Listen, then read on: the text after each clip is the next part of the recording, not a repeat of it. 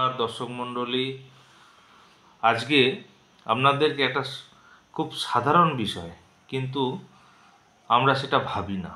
তার জন্যে আমরা অনেকেই খুব অসুবিধায় পড়ি।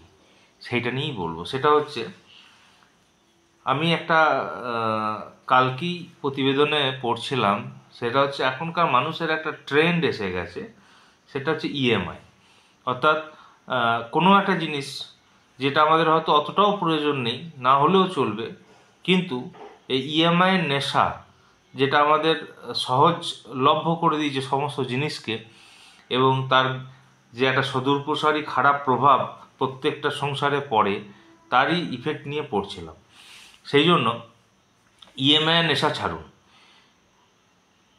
যদি টাকা থাকে তাহলে কিনুন ক্যাশ টাকায়, আর তা না হলে চেষ্টা করুন সেটাকে যতটা পারা যায় এড়িয়ে যাওয়ার।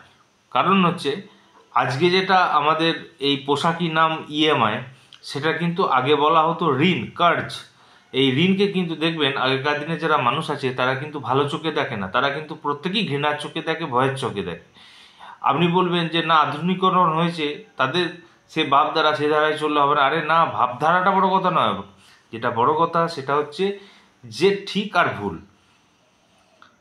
আপনাকে তো ইএমআইটা এমনি দিচ্ছে না, আপনাকে তো একটা ভারী তার জন্যে ইন্টারেস্ট নিচ্ছে, তার সঙ্গে কি নিচ্ছে, প্রসেসিং চার্জ থেকে শুরু করে ক্লোজিং চার্জ সব মিলিয়ে আপনার ওপর যেটা 15,000 16,000-এর রেট, সেটা গিয়ে দাঁড়াচ্ছে 19,000 20,000 টাকা। অর্থাৎ 3-4 হাজার টাকা আপনার এই 15,000 16,000-এর জিনিসই বেশি পড়ে যাচ্ছে।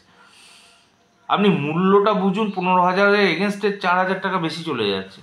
তা না বুঝে আপনি আপনার এই যেটাকে এড়িয়েও যাওয়া যায়, এমার্জেন্সি নয়, সেই জিনিসটাকেও আপনি পাওয়ার নেশায় ছুটছেন। কি না, আমার মাসে 1,000 টাকা করে দিলেই হয়ে যাচ্ছে, 500 টাকা করে দিলেই হয়ে যাচ্ছে। আরে বাবা, 500 টাকা 1,000 টাকা মাসে দিলে নয়, গোটা ক্যালকুলেশনটা করুন, তাহলেই বুঝতে পারবেন যে 2 বছরে আপনার টাকার অ্যামাউন্টে গিয়ে কী দাঁড়াচ্ছে।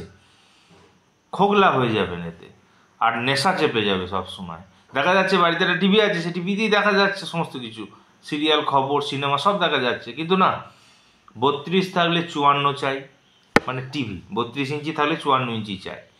ফ্রিজ সিঙ্গেল ডোর চলে যাচ্ছে, কোনো অসুবিধা নেই, তবু ওই সহজলভ্য যে আমি কালকে অর্ডার দিলে কালকেইতে চলে আসছে, ক টাকার বিনিময়ে, 1,000 টাকার বিনিময়ে। সেই জন্য কি করছেন, নিয়ে চলে আসছেন ডবল ডোর।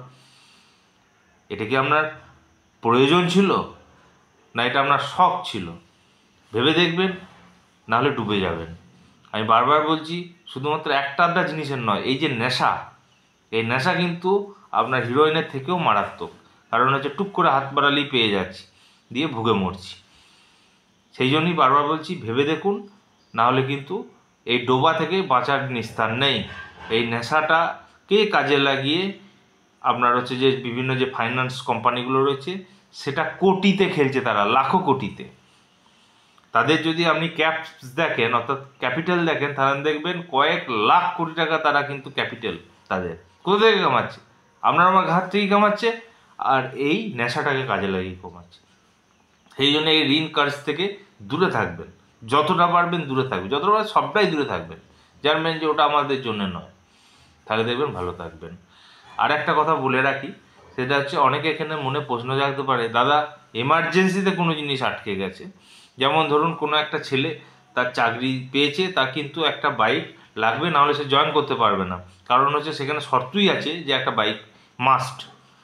সেক্ষেত্রে কিন্তু আমি এই কথাগুলো তার জন্য বা তাদের জন্য কিন্তু বলিনি, আমি তাদের জন্যই বলেছি যারা প্রয়োজনকে গুরুত্ব দেয় না, শখকে বেশি গুরুত্ব দেয়, তাদের জন্য ওটা কিন্তু প্রয়োজন। কারণ হচ্ছে যে তাকে একটা 20,000 টাকা 15,000 টাকা মাইনের জবটা করতে গেলে, তার ওই যদি এমার্জেন্সিতে ওইটা লাগে, সেটা কিন্তু তাকে নিতে হবে, এটা কিন্তু তার প্রয়োজন, কারণ না হলে জবটা আটকে যাবে।